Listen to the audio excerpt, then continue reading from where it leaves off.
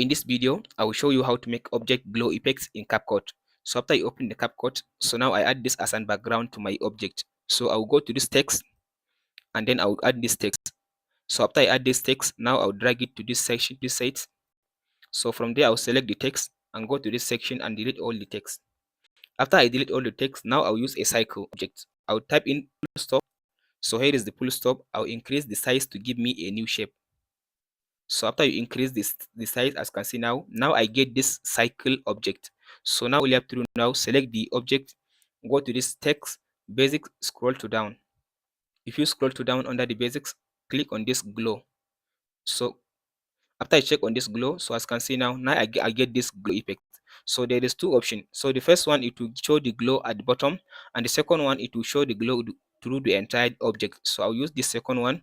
So click on this color. So here it will allow you to select a color for your glow. So I'll just go ahead and choose this blue.